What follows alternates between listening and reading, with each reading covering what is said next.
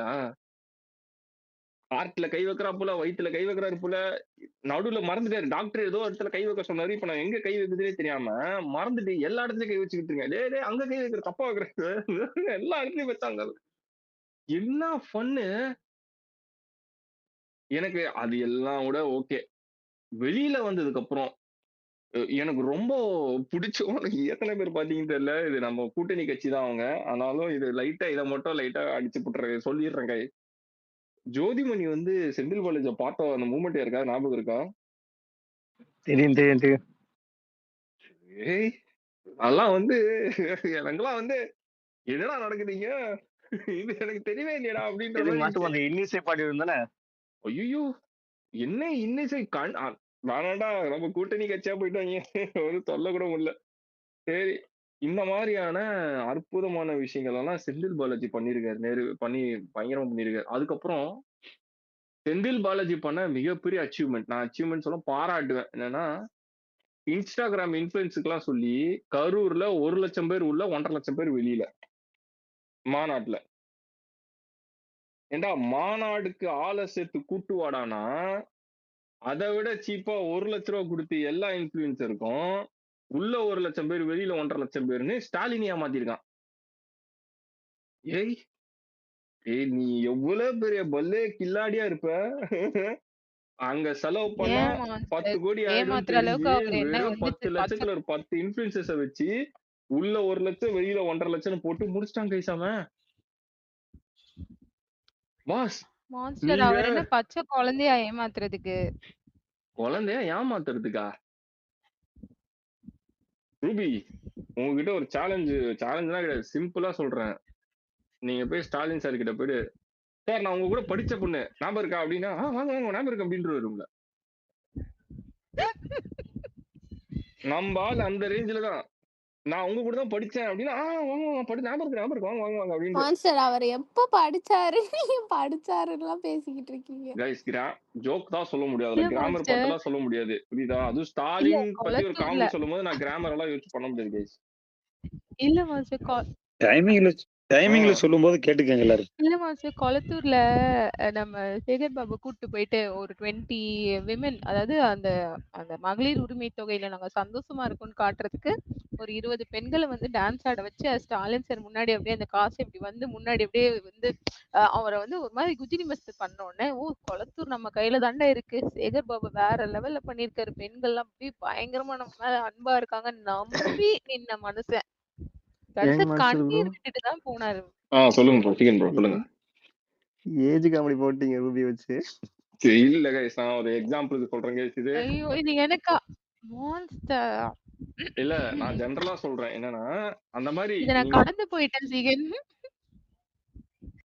என்னன்னா நீங்க என் கூட படிச்சவன்னு சொன்னா ஓகே. ஒண்ணு இல்ல அவரோட அறிவு ஸ்டாலின் ஐயாவோட அறிவை நான் உங்களுக்கு இன்னைக்கு ஒரு சின்ன எக்ஸாம்பிள் ஒரு 2 வீடியோ நீங்க கூட நெட்ல கூட சர்ச் பண்ணி பார்க்கலாம். ஓகேவா? ஒரு அம்மாக்கு ஒரு ஒரு விமனுக்கு கால் பண்றாங்க. Video conference call. ஓகேவா? ப்ரோகிராம் எல்லாம் செட் பண்ணி குடுத்துட்டானுங்க.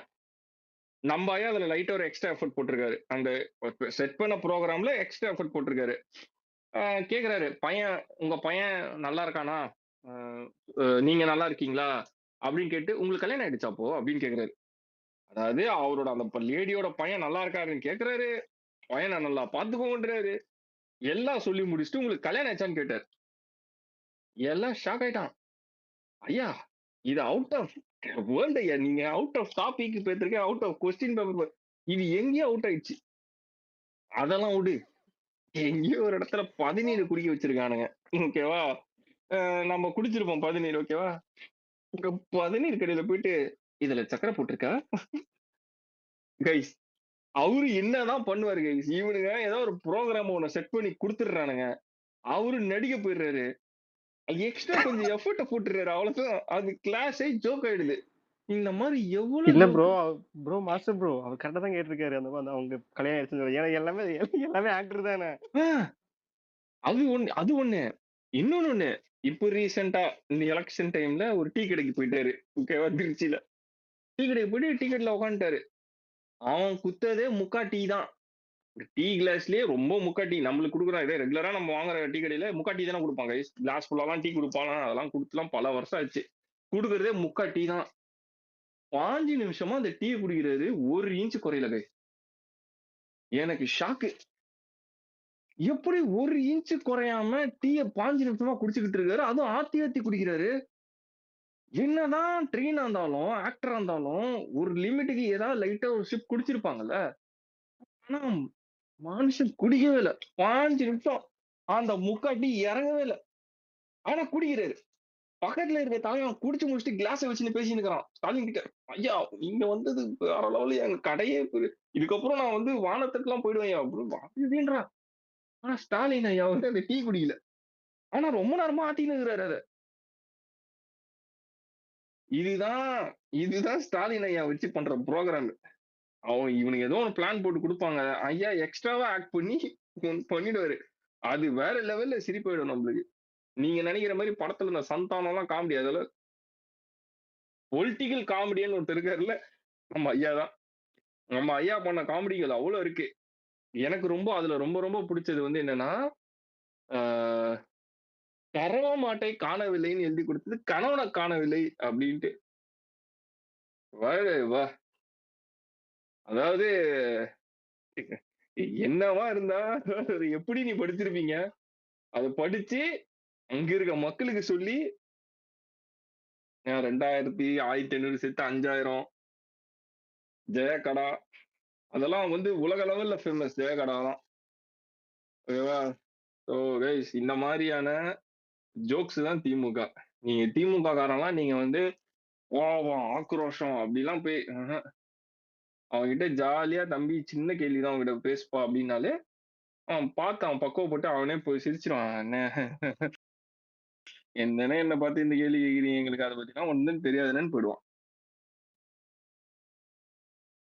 மாஸ்டர் அந்த இன்னைக்கு ராமோத்ராம் வந்து சினிமாஸோட அதை கீர்த்தனா எப்படி மாஸ்டர் பாக்குறீங்க? ரொம்ப சிம்பிள். இது வந்து ரொம்ப மாசமா பண்ணிக்கிட்டு இருக்காங்க, ட்ரை பண்ணிக்கிட்டு இருக்காங்க. அவரோட ஆடியோ லீக் ஆயிருக்கு. சிம்பிள். இது ரொம்ப நாளா நடந்துகிட்டு இருக்க விஷயம். இது இன்னைக்கு ஆடியோ லீக் ஆயிருக்கு. சோ ரெஃபரன்ஸ்க்கு தாவேகா giving monster bro reference number audio. Comedy விட்டுட்டீங்க. நம்பர் காமெடி தான் நம்பர் இஷ்டத்துக்கு நம்பர். இல்ல மாஸ்டர் உலக ஆனா வரலாறு. காமெடி அப்ப இவங்க எல்லாம் ஆனா இன்னும் நம்புறாங்களே மாஸ்டர் அப்படின்னா எங்க தலைவர் தான் கெட்டு எங்க தலைவர் பத்தி தெரியுமா? அந்த மெயினா அந்த மிஸ்ஸா காமெடி தெரியுமா? மிஸ்ஸாக்கு போயிட்டு இருந்தா சொல்லிட்டு அது வந்து எங்க தலைவர் மிஸ்ஸாக்கு போயிட்டு அதுல லிஸ்ட்லயே இல்லையா? இன்னுமா அதை நம்பிருக்காங்க. அது எப்படின்னு தெரியல.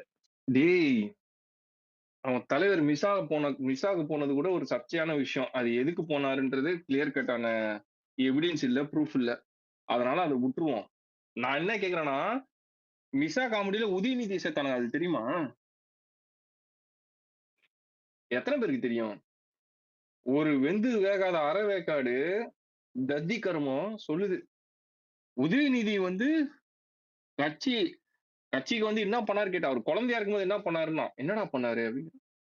மிஸ்ஸால ஸ்டாலின் உள்ள இருக்கும் போது துர்கா ஸ்டாலின் வந்து பிரெக்னென்ட் ஆனாங்களாம். அப்போ வயித்துல உதயநிதியோட போனாங்களாம். அச்சீவ்மெண்டா. கடவுளே, எனக்கு என்ன சொல்றதுனே தெரியலடா. ஏய் இவனுங்களெல்லாம் நீ என்ன மாதிரியான லிக்விட் வாயில ஊத்தி இதை சொல்ல வச்சிருப்பானுங்க. சரக்கடிக்கவங்க கூட இதெல்லாம் பேசுவானான்னு தெரியல கைஸ். ஆனா இது என்ன மாதிரி லிக்விட்னு தெரியல. ஆனா ஏதோ ஒரு வித்தியாசமான லிக்விட் அவனுக்கு வாயில ஊத்திருக்கானுங்க. அவன் இந்த மாதிரி எல்லாம் சிந்திச்சு பேசுறான். இதெல்லாம் எவன் பேசுவான்? அதெல்லாம் ஸ்டாலின் ஜெயிலுக்கு போயிட்டாரு. அது பார்க்க துர்கா ஸ்டாலின் போயிருக்காங்க. உதயநிதி அச்சீவ் பண்ணிருக்காராம். என்னன்னா துர்கா ஸ்டாலின் வயசுல இருந்து போயிருக்காராம் ஜெயிலுக்குள்ள. என்னடா ஆட்டோ போய் கைஸ் அப்போ என்ன பண்ணுங்க, எல்லாம் பிரெக்னென்ட் உமன்ஸ் சேர்ந்து ஜெயில் பக்கம் போங்க, ஜெயில் பக்கம் போயிட்டு வாங்க. எல்லாம் நீங்க இனிமேட்டு வயிற்றுல இருக்காங்க எல்லாம் வந்து தியாகிதான். கேக்குறவன் கேனையா இருந்தா என்ன வேணா பேசுன்ற மாதிரி இருக்குது. எப்படி இது மாஸ்டர் ப்ரோ ஒருத்தர் வந்து நம்பர் 1000 2000 கூட மறப்பாரு? 1000 2000 ஏங்க அவருக்கு 4-5 மறந்துடுவாரு. ஏங்க உலக கோப்பை காமெடி உங்களுக்கு எத்தனை பேருக்கு தெரியும்? எவனோ ஒரு ஆளு நான் பாகிஸ்தான் கூட ஃபைனல்ஸ் ஆண்டு உதயநிதியை ஃபர்ஸ்ட் ஏமாத்தலாம். ஹேண்டிகேப் ஆமா அந்த ததி அது என்ன கப்புன்னு கூட விசாரிக்காம நீ என்ன ஏமாத்துன எங்க அப்பா ஏமாத்து அப்படின்ட்டு அவன் அப்பாவை பார்க்க கூட்டு போயிட்டாரு. அவங்க அப்பா அதுக்கு மேல அங்க உட்காந்து போட்டோ எடுத்து போஸ் கொடுத்து பயங்கர சீனு. மேட்டர் என்னன்னா அங்க 2 கப்புமே டிஃப்ரெண்ட். உதயநிதி கிட்ட காமிச்ச கப்பு வேற, அங்க கப்பு கப்பு கப்பு வேற. ஒருத்தன் இவ்ளோ ஈஸியா ஏமாத்த முடியும்னா அப்ப எந்த அளவுக்கு தத்தியா இருந்திருக்கீங்க. கொளத்தூர்ல கூட ஜெயிப்போம்னு ஏமாத்திட்டாங்களே மான்ஸ்டர். நல்ல பஞ்ச் ரூபி ட்ரை பண்ணிருக்கீங்க. இன்னைக்கு அருண் இடத்துல ரூபி வந்து கிளியர் பண்ணி ஆமா ஃபில் பண்றாங்க. இல்ல ஆக்சுவலா கொளத்தூர்ல ஜெயிக்க மாட்டாருன்னா அவருக்கு எப்போ புரிஞ்சுது சொல்லுங்க பாக்கலாம். ரிசல்ட் வந்ததுக்கு அப்புறம் தான் அவரு கடைசி புரிஞ்சது வரைக்கும் புரியல மான்ஸ்டர். மாஸ்டர். அவருக்கு கடைசி வரைக்கும் புரியல. அதெல்லாம் கிடையாது. கரெக்டா சொல்லுங்க. கொளத்தூர்ல நான் இதுக்கப்புறம் ஜெயிக்க மாட்டேன் அப்படின்னு எப்போ அவருக்கு புரிஞ்சுது? தளபதி வந்து அங்க போன போது அண்ணன் வந்து பயங்கரமா மட்டும் அங்க வந்து கூட்டம் வந்து இவருக்கு கூட்டமே வரல. தனியா வண்டியில போயிட்டு இருந்தாருல அப்போவா? அதெல்லாம் கிடையாது. நன்றி சொல்ல போகும்போது இல்ல கைஸ் அதுல கைஸ் இதெல்லாம் வன்மத்தின் உச்சம். அதுக்கு முன்னாடியே அவர் குளத்தூர்ல அவர் ஜெயிக்க மாட்டேன்னு அவருக்கு தெரியும். எப்போ சொல்லுங்க, கரெக்டா சொல்லுங்க. தனியா வண்டியில போன போதா இல்ல டீ குடிக்க போனாரு அப்போவா? அதெல்லாம் கிடையாது. வாக்கிங் போன போது? அதுவும் கிடையாது. வேற எதுவும் பெருசா யோசிச்சாருன்னு நினைக்கிறேன். சரி ஓகே. நீங்க அருண் ஆயிடாதீங்க, அதுவும் நல்லது.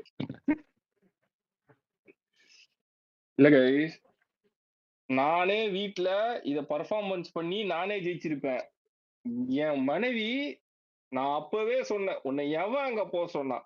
எப்போ துர்கா ஸ்டாலின் போய் பாம்ப்ளேட்டை கொடுத்தாங்களோ அன்னைக்கே தலைவனுக்கு தெரியும் இந்த இடம் புட்டுக்கிச்சு. வீட்டுல காய்கறி வெட்டினோமா சமைச்சோமான்னு இல்லாம உன்னை எவன் இந்த வேலையை பார்க்க சொன்னான்?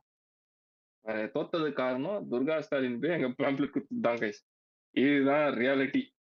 சும்மா இல்லாம ஒரு வேலையை பார்த்தாங்க. எக்ஸ்ட்ரா நிறைய வேலை செஞ்சா ஒரு இடத்துல உங்களுக்கு அடி விழுன்றது இதுதான். குடும்பமா போனாங்க குளத்தூருக்கு. ஸ்டாலின் சாரோட குடும்பம் போய் நின்று பிரச்சாரம் பண்ணுச்சு. எவ்வளவு என்ன உனக்கெல்லாம் அதான் சொல்லுவாங்களே, நீ வாங்கணும் அதை பார்க்கணும் எல்லாரும். அதுதான் நடந்தது.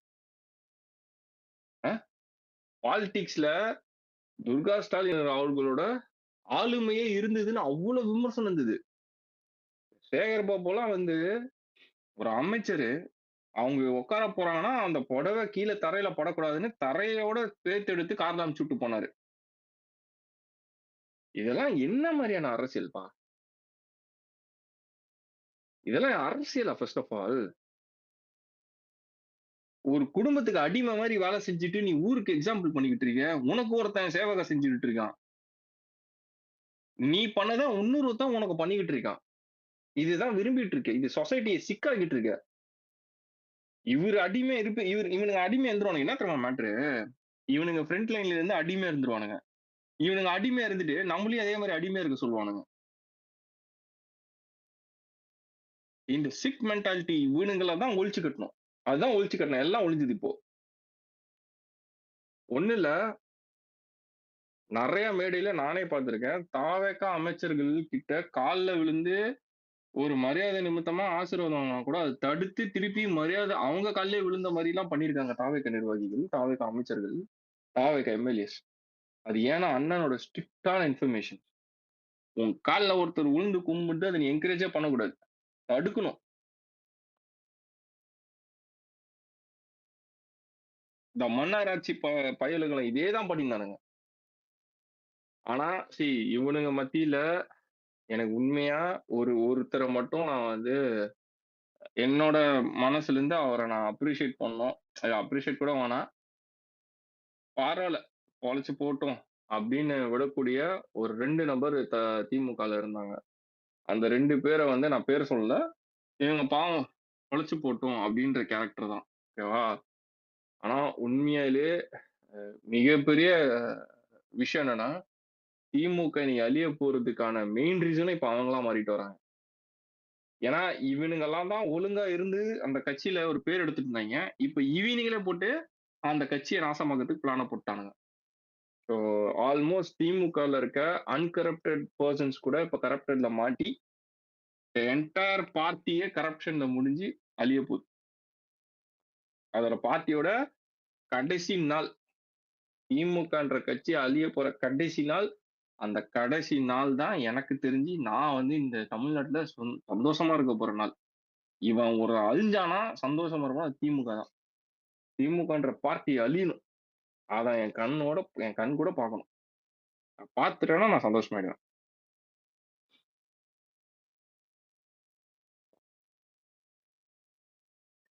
நான் இவனுங்க மேல வெறுக்கிற ரீசன் நிறைய இருக்கு.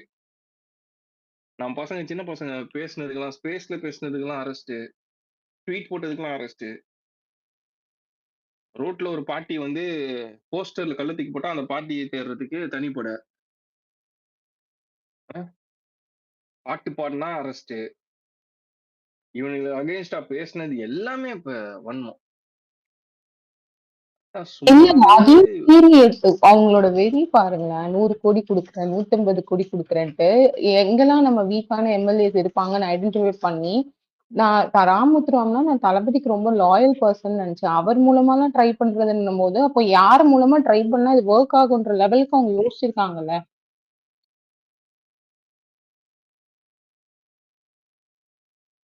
see, 100 கோடி கொடுக்குறான். அவன் பிளான் இல்லாம கொடுப்பான். இமேஜின் பண்ணுங்களேன். 100 கோடி ஒருத்தன் ஸ்பெண்ட் பண்றான். அவன் பிளான் இல்லாம பண்ணுவான். டேய், செந்தில் பாலாஜி கிட்ட இருந்தெல்லாம் காசு வருதுன்னா இன்னைக்கு காசு கொடுத்து நாளைக்கு உங்க ஆளை வச்சு அவனே பிடிக்கிடுவான். அதெல்லாம் தெரியும் அவனுங்களுக்கு. தெரிஞ்சுதான் அதெல்லாம். திமுக மாதிரி ஒரு பார்ட்டி திருப்பி எவால்வ் ஆயிடுச்சுன்னா ரொம்ப கஷ்டம். நீ எவனாலுமே ஒழுங்கா வாழ முடியாது.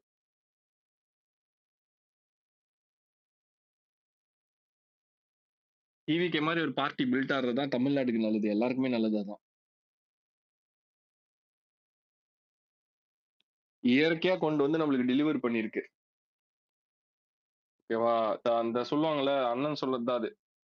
அந்த ஒருத்தன் புழுக்கத்துல வருவான், அவன் ஒரு ஆட்சி செய்வான் அப்படின்னா அதுதான் இது.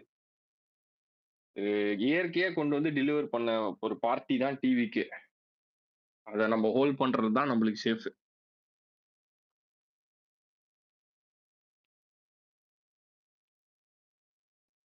கீர்த்தனா ஏதோ சொல்ல வந்தீங்க மாஸ்டர்.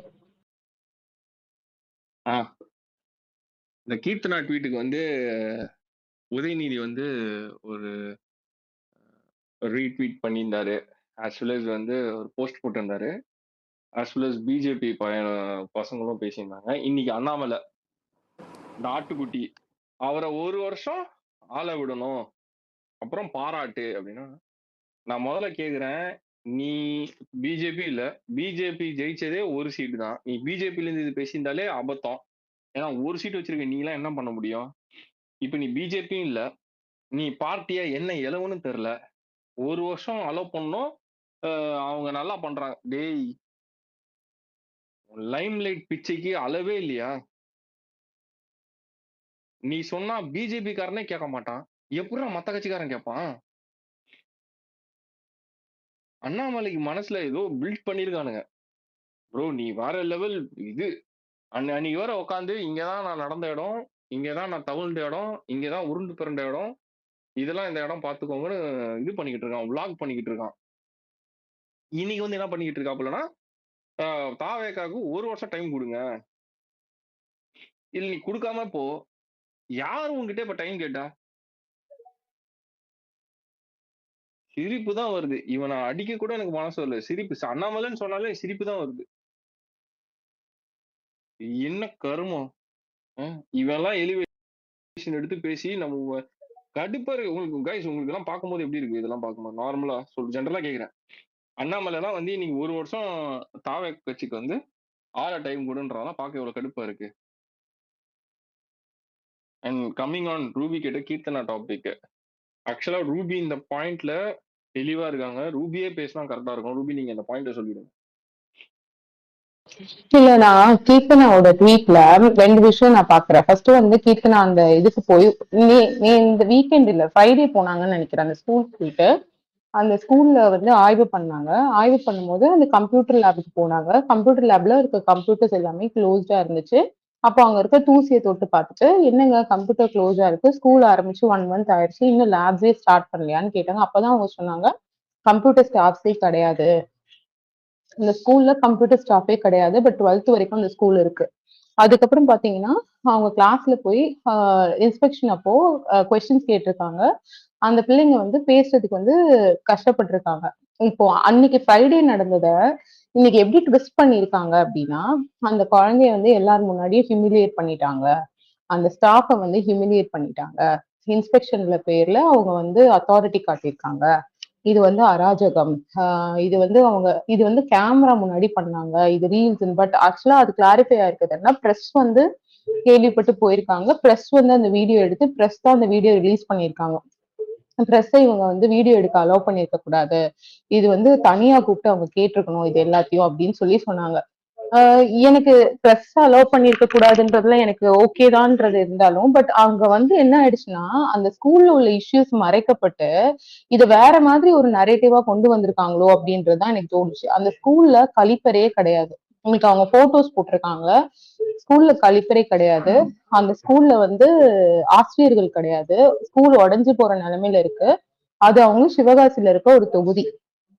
அப்போ அந்த ஸ்கூல்ல இருக்க கவர்மெண்ட் ஸ்கூல்ல அவங்க கேக்குறாங்க, நீங்க வந்து ஏன் இந்த பிள்ளைங்களை வந்து மோட்டிவேட் பண்ண மாட்டேங்கிறீங்க? இங்கிலீஷ்ல what is your father doing கேக்குற ஒரு சின்ன இதுக்கே அந்த குழந்தையால ஒரு 12th படிக்கிற குழந்தையால அதை வந்து சொல்ல முடியலன்னா நம்ம தானே மோட்டிவேட் பண்ணணும் அப்படின்ற விஷயத்த அவங்க சொன்னத அந்த குழந்தைய ஹியூமிலேட் பண்றாங்க. இவங்க என்னமோ இங்கிலீஷ்ல பேசி இவங்க பயங்கரமா பேசுற மாதிரி. பிகாஸ் அப்பதான் அவங்க எக்ஸ்பிளைன் பண்றாங்க, நானும் கவர்மெண்ட் தமிழ் இதுல இருந்து தான் படிச்சு வந்தேன் அப்படின்னு சொன்னோன்னா அவங்க வந்து சிம்பத்தி தேடுறாங்க. தமிழ் வழி கல்வி படிச்சு, ஏன்னா she's also not that well Wells. அவங்க பழைய பேட்டியெல்லாம் எடுத்து போட்டுட்டு பாருங்க இங்கிலீஷே எவ்வளவு கேவலமா பேசுறாங்க.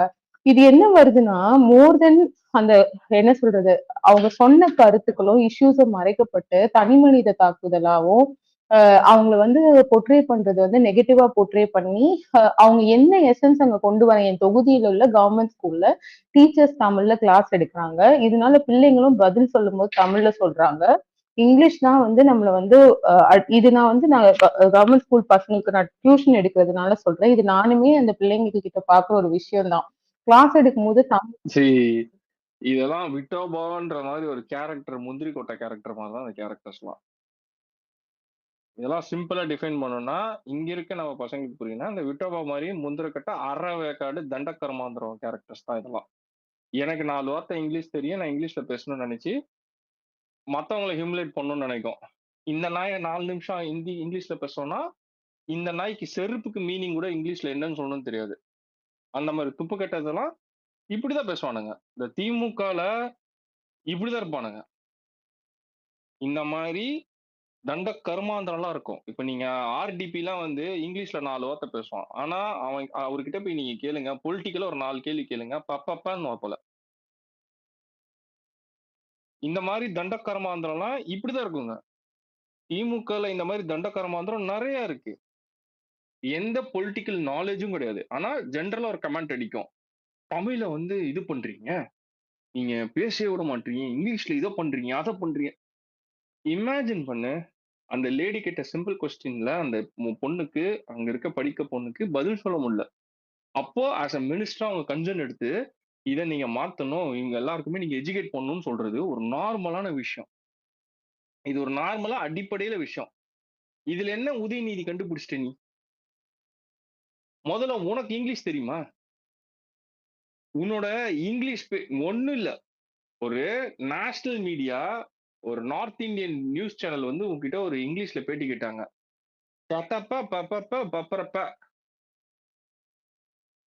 2 செகண்ட் கூட உன்னால பேச முடியல. அத போயிடுச்சு அந்த பேட்டி. News anchor குழம்பிட்டார்.